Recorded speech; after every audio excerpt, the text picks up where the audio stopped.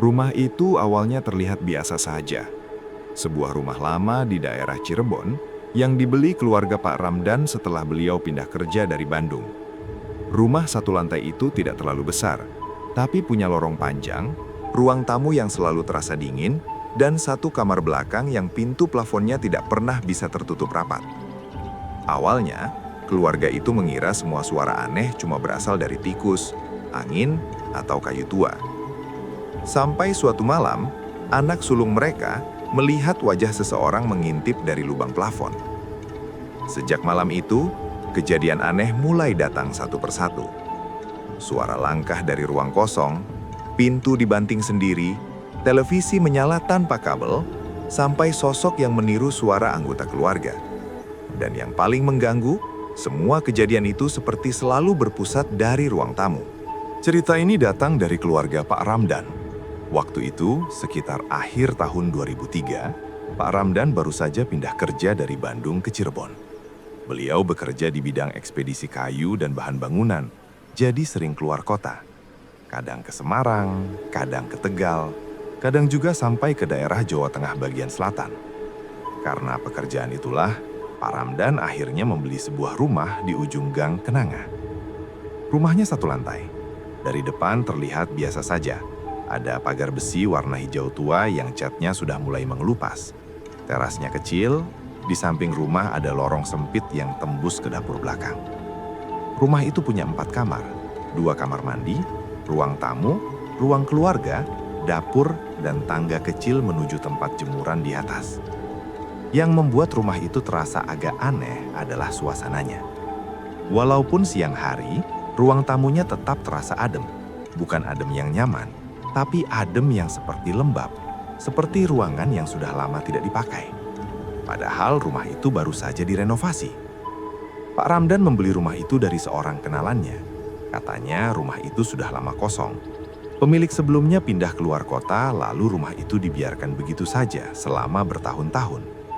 Setelah dibeli, rumah itu dibongkar sebagian, dicat ulang, lantainya diganti, plafonnya diperbaiki, dan bagian dapurnya dibuat lebih luas. Begitu renovasi selesai, keluarga Pak Ramdan langsung pindah. Di rumah itu tinggal Pak Ramdan, istrinya Bu Ratih, anak pertama mereka Naya, lalu 2 adik Naya, Raffi dan Dinda. Selain itu ada juga adik Bu Ratih, namanya Mas Bimo, yang kadang tinggal di sana karena kuliah di Cirebon. Awalnya semuanya terasa normal. Namanya rumah baru ditempati pasti ada suara-suara kecil. Kayu berderit, tikus lewat di plafon, angin masuk dari ventilasi, pintu yang kadang bunyi sendiri karena engselnya belum pas.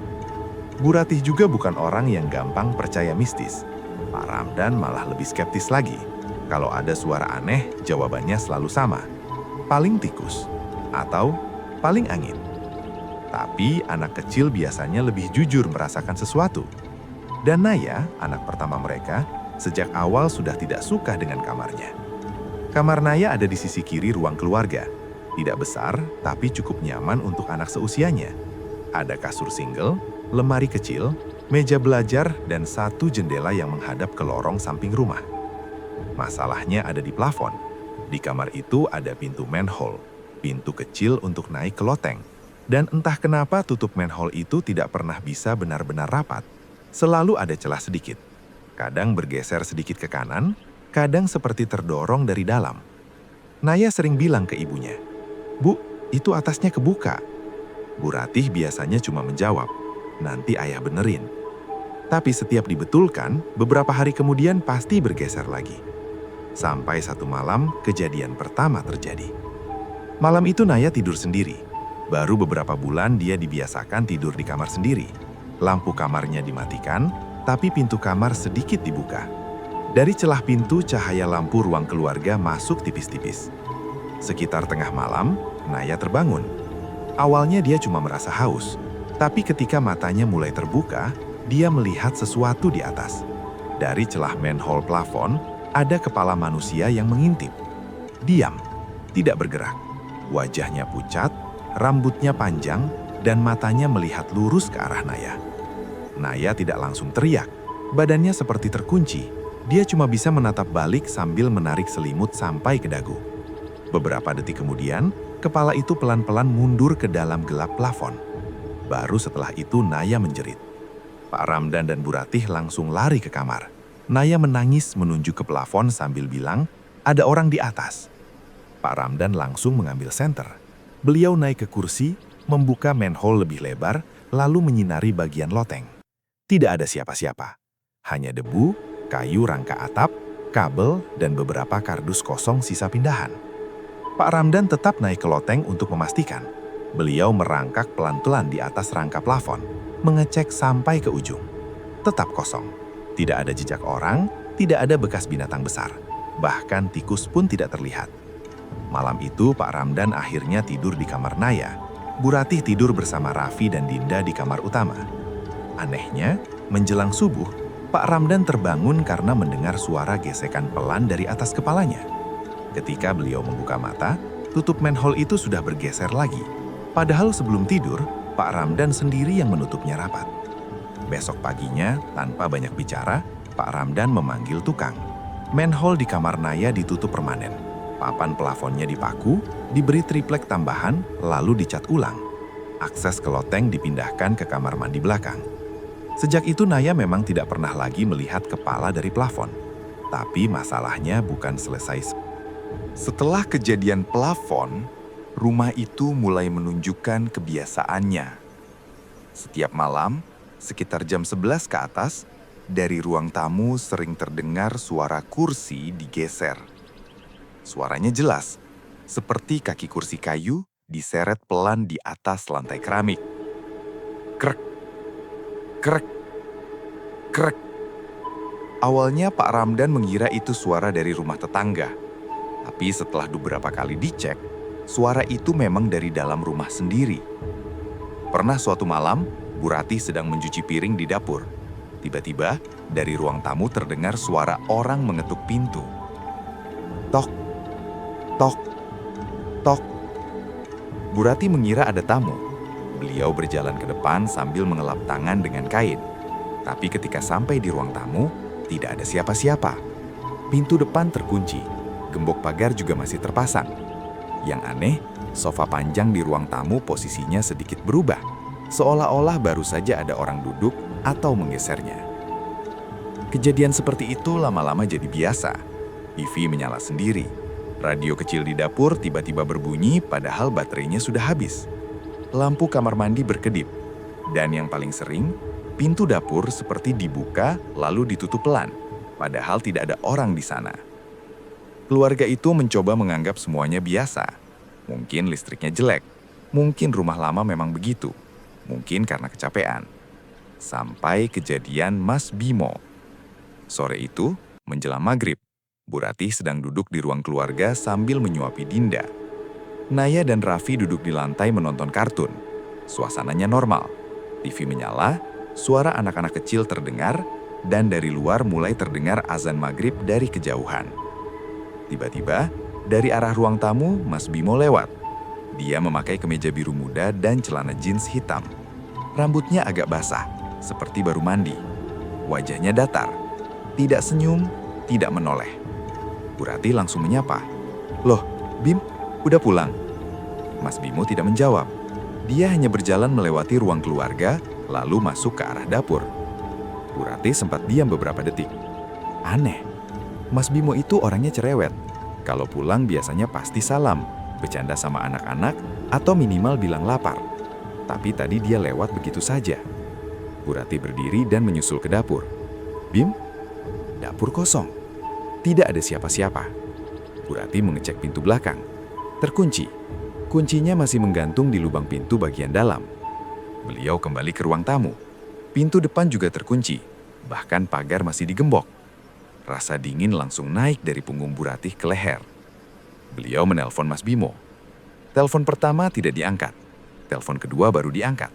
Bim, kamu di mana? Mas Bimo menjawab. Santai, di kampus teh. Kenapa? Bu Ratih diam. Kamu belum pulang? Belum. Ini baru mau jalan. Mungkin 1 jam lagi. Bu Ratih langsung lemas. Malam itu, begitu Mas Bimo benar-benar sampai rumah, Bu Ratih menceritakan semuanya. Mas Bimo yang biasanya santai pun ikut pucat. Pak Ramdan sedang ke Semarang saat itu. Akhirnya malam itu Bu Ratih membawa anak-anak mengungsi ke rumah orang tuanya yang jaraknya sekitar 6 rumah dari situ. Mas Bimo ikut mengantar. Tidak ada yang berani tidur di rumah. Besok paginya, ayah Bu Ratih menyarankan untuk memanggil seorang ustadz tua yang tinggal di dekat masjid lama. Orang-orang sekitar memanggilnya Pak Kiai Mahmud. Pak Ramdan awalnya tidak suka. Beliau bilang, jangan apa-apa dikaitin sama begituan. Tapi setelah ditelepon Bu Ratih dan mendengar suara istrinya gemetar, Pak Ramdan akhirnya setuju. Pak Kiai Mahmud datang sore hari. Beliau tidak banyak bicara, hanya masuk, melihat sekeliling, lalu berhenti cukup lama di ruang tamu. Katanya pelan, "Ini bukan tempatmu. Jangan ganggu anak-anak. Kalau memang menumpang, jangan menyakiti." Bu Ratih hanya duduk di ruang keluarga sambil memeluk Dinda. Naya dan Raffi disuruh menunggu di rumah nenek. Setelah hampir 1 jam, Pak Kiai Mahmud keluar dari ruang tamu. Beliau tidak menjelaskan banyak, cuma berkata kepada Pak Ramdan, "Rumah ini sudah lama ditempati sebelum Bapak beli. Yang paling tua ada di ruang depan. Dia tidak suka tempatnya berubah." Pak Ramdan hanya diam. Sejak hari itu rumah terasa lebih ringan. 2 bulan pertama, tidak ada suara kursi, tidak ada ketukan, tidak ada pintu dapur bergerak sendiri. Bu Ratih mulai tenang. Naya juga mulai berani tidur sendiri lagi. Tapi ternyata yang pergi mungkin hanya sebagian. Atau mungkin mereka hanya diam sebentar. Kejadian berikutnya terjadi setelah keluarga Pak Ramdan menginap di rumah saudara di Majalengka. Waktu itu ada acara pernikahan keluarga besar. Semua orang ikut. Pak Ramdan, Bu Ratih, Naya, Raffi, Dinda, dan Mas Bimo. Rumah benar-benar kosong dari pagi sampai malam. Sebelum berangkat, Pak Ramdan mengecek semua pintu dan jendela. Pintu depan dikunci 2 kali, pintu belakang dikunci, jendela dikaitkan, pagar digembok. Mereka pulang sekitar jam 9 malam.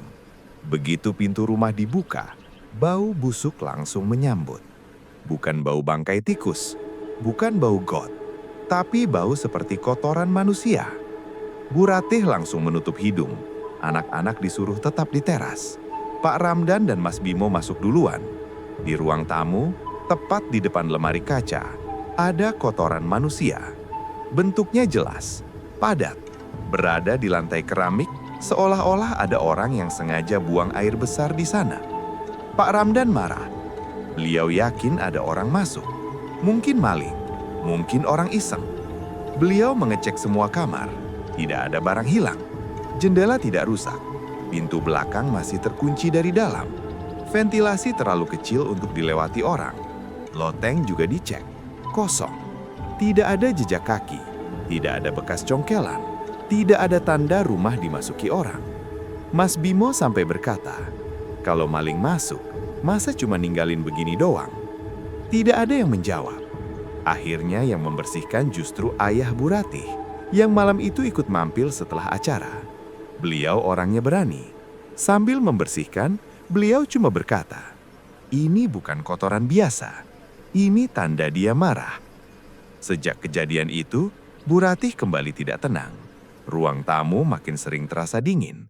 Kalau ada tamu datang, beberapa dari mereka tanpa tahu apa-apa sering memilih duduk menjauh dari lemari kaca. Ada yang bilang, "Di sini kok dingin banget ya?" Ada juga yang tiba-tiba tidak betah lalu cepat pulang. Pak Ramdan tetap mencoba rasional, tapi sejak kejadian kotoran itu, beliau tidak pernah lagi duduk sendirian di ruang tamu malam-malam. Kalau pulang kerja larut malam, beliau langsung masuk ke ruang keluarga. Tidak lagi istirahat di sofa depan seperti biasanya. Beberapa minggu setelah kejadian ruang tamu, Pak Ramdan kembali keluar kota. Malam itu di rumah hanya ada Bu Ratih dan 3 anaknya. Mas Bimo sedang menginap di rumah temannya. Ayah Bu Ratih juga tidak datang. Seperti biasa, jam 9 malam anak-anak sudah tidur. Karena Pak Ramdan tidak ada, Bu Ratih mengajak Naya, Raffi, dan Dinda tidur di kamar utama. Kamar itu berada di tengah rumah. Ada kamar mandi dalam. Jadi anak-anak tidak perlu keluar kalau mau pipis malam-malam. Sekitar tengah malam, Naya terbangun ingin ke kamar mandi. Dia membangunkan Bu Ratih. Bu Ratih yang masih setengah tidur menemani Naya ke kamar mandi dalam. Saat Naya sedang pipis, dari arah ruang makan terdengar suara pintu kamar dibuka. Ceklek. Lalu ada suara langkah pelan. Bu Ratih mengira Mas Bimo pulang. Beliau berteriak dari kamar, "Bim, baru pulang." Dari luar, terdengar suara laki-laki menjawab, "Iya teh, capek, mau tidur dulu." Suaranya mirip sekali dengan Mas Bimo. Nada bicaranya sama, cara menyebut teh juga sama. Setelah itu terdengar pintu kamar Mas Bimo ditutup. Ceklek. Lalu dikunci dari dalam. Bu Ratih tidak curiga. Beliau kembali tidur. Paginya, saat membuka pintu depan, Bu Ratih kaget. Mas Bimo tidur di kursi teras. Badannya meringkuk, memakai jaket dan wajahnya terlihat kusut. Bu Ratih membangunkannya. "Bim, kok tidur di luar?" Mas Bimo mengucek mata. "Semalam aku pulang jam 1 teh. Aku ketok-ketok tapi nggak ada yang bangun. Aku lupa bawa kunci." Bu Ratih langsung diam. "Loh, semalam kamu masuk kamar. Saya dengar kamu jawab." Mas Bimo menatap Bu Ratih. "Aku nggak masuk teh. Dari semalam aku di teras." Bu Ratih langsung melihat ke arah ruang makan. Pintu kamar Mas Bimo masih tertutup. Saat dibuka, kamar itu kosong, tidak ada siapa-siapa. Jendelanya terkunci dari dalam. Dan yang paling aneh, selimut di kasur Mas Bimo tampak berantakan, seperti baru saja dipakai tidur. Mas Bimo tidak takut, dia malah tertawa kecil, mungkin karena bingung harus bereaksi bagaimana. "Wah, udah bisa niru suara gue sekarang." Tapi Bu Ratih tidak tertawa. Karena bagi beliau, itu bukan lucu. Itu tanda bahwa penghuni rumah itu semakin berani. Bukan cuma menampakkan diri, bukan cuma menggeser barang, tapi sudah mulai meniru suara orang rumah. Dapur belakang rumah itu memang bagian yang tidak disukai Bu Ratih. Bukan karena kotor atau sempit, tapi karena suasananya. Di belakang dapur ada kamar mandi kecil yang juga dipakai untuk mencuci baju. Di sebelah pintu kamar mandi ada mesin cuci 2 tabung. Dari sana ada pintu yang menuju lorong samping rumah. Kalau malam, daerah itu terasa paling gelap. Lampu kuning di dapur kadang tidak cukup menerangi sampai sudut kamar mandi. Jadi kalau berdiri di depan mesin cuci, orang bisa merasa seperti ada sesuatu di belakangnya. Malam itu sekitar jam 10. Bu Ratih mencuci seragam sekolah Naya. Besok ada upacara, jadi seragam putihnya harus dipakai. Anak-anak sudah tidur. Pak Ramdan belum pulang dari luar kota. Mas Bimo sedang di kamar. Bu Ratih jongkok di depan ember, mengucek baju. Tiba-tiba udara berubah dingin. Awalnya beliau pikir wajar. Malam-malam lantai kamar mandi memang dingin. Tapi beberapa detik kemudian, Bu Ratih merasakan sesuatu menyentuh belakang lehernya. Seperti telapak tangan. Dingin. Lalu tekanan itu makin kuat. Bukan mencekik leher depan, tapi menekan tengkuk dari belakang. Seperti ada tangan besar yang mencengkram. Bu Ratih langsung sulit bergerak. Beliau berteriak, "Bim! Bim! Tolong!" Mas Bimo keluar dari kamar dan berlari ke dapur. "Ada apa teh?" "Ini, ada yang megang leher." Mas Bimo melihat sekeliling. Tidak ada siapa-siapa. Dia mendekat, membantu Bu Ratih berdiri.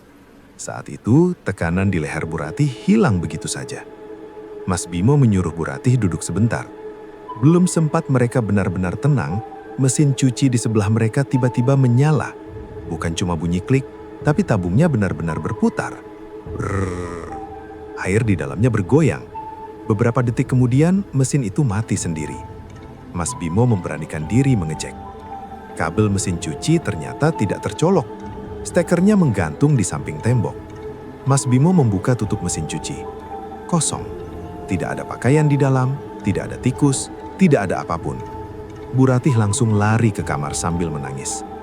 Besok paginya, di tengkuk Bu Ratih muncul bekas kebiruan. bentuknya seperti 4 jari. Anehnya, ketika disentuh, tidak terasa sakit. Seperti memar yang hanya terlihat tapi tidak terasa. Sejak itu, Bu Ratih tidak pernah lagi mencuci sendirian setelah maghrib. Kalau harus mencuci malam-malam, pintu dapur dibiarkan terbuka. Lampu semua dinyalakan, dan biasanya Mas Bimo atau Pak Ramdan diminta duduk di ruang makan. Ada satu cerita dari Mas Bimo yang baru dia ceritakan jauh setelah keluarga itu pindah. Waktu itu, malam Jumat, Pak Ramdan baru pulang dari luar kota. Mobilnya diparkir di depan rumah, dekat pagar. Mobil itu jenis sedan tua warna abu-abu yang sering dipakai Pak Ramdan untuk perjalanan kerja. Mas Bimo pulang sekitar jam 11 malam. Saat masuk gang, dia melihat lampu teras rumah masih menyala. Pagar tertutup, tapi tidak digembok karena Pak Ramdan baru pulang. Mas Bimo berjalan santai. Lalu dia melewati mobil Pak Ramdan. Di kursi belakang mobil, ada seseorang duduk. Sosok itu putih semua. Kepalanya tertutup kain. Posisinya duduk kaku menghadap ke depan. Mas Bimo berhenti. Awalnya dia mengira itu bantal atau kain proyek yang ditaruh Pak Ramdan. Tapi kemudian, sosok itu pelan-pelan menoleh. Tidak sepenuhnya, hanya sedikit. Cukup untuk membuat Mas Bimo melihat bahwa itu bukan kain biasa. Itu seperti pocong, duduk di kursi belakang mobil. Mas Bimo langsung mundur. Dia tidak teriak, tidak lari, cuma berjalan cepat ke rumah nenek yang jaraknya tidak terlalu jauh. Malam itu dia tidak jadi masuk rumah. Besok paginya, Pak Ramdan mengecek mobil. Tidak ada apa-apa di kursi belakang. Tidak ada kain putih, tidak ada bantal, tidak ada barang yang bentuknya menyerupai orang.